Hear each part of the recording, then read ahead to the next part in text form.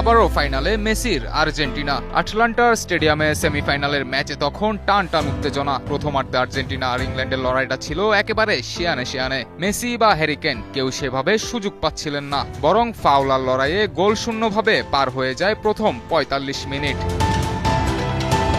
দ্বিতীয়ার্ধে ৫৫ মিনিটে ইংলিশ তারকা অ্যান্থনি গর্ডনের গোলে পিছিয়ে পড়ে রীতিমতো ধুঁকছিল আর্জেন্টিনা। গোল শোধ করতে মরিয়া হয়ে ওঠে স্ক্যালোনির দল, কিন্তু ভাগ্য যেন কিছুতেই সহায় হচ্ছিল না। বদলিনামা নিকোলাস গঞ্জালেজের দারুণ সব সুযোগ অবিশ্বাস্যভাবে আটকে দিচ্ছিলেন ইংলিশ গোলরক্ষক পিকফোর্ড।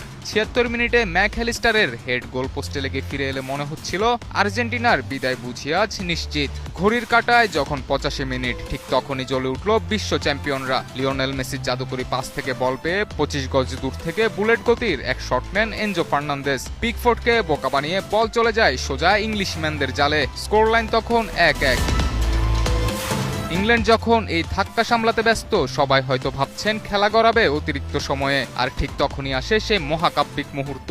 ইনজুরি টাইমের ৯২ মিনিটে ইংলিশদের পুরোপুরি স্তব্ধ করে দিয়ে মেসির অ্যাসিস্টে গোল করে বসেন লাউতারো মার্টিনেজ। খাদের কিনারা থেকে চোখের পলকে ২-১ গোলের অবিশ্বাস্য এক জয়। মেসির জাদুকরি ২ অ্যাসিস্টে নিশ্চিত হারতে বসা এক ম্যাচ থেকে শেষ মুহূর্তে এমন নাটকীয় প্রত্যাবর্তনে ইংল্যান্ডকে কাঁদিয়ে আরও একবার বিশ্বকাপের ফাইনালে পা রাখল আর্জেন্টিনা। বিশ্বকাপের প্রতিটি ম্যাচ একেবারে শেষ মুহূর্তে ফল ঘুরিয়ে দিয়ে মেসি যেন বারবার প্রমাণ করছেন ওস্তাদের মার শেষ রাতে।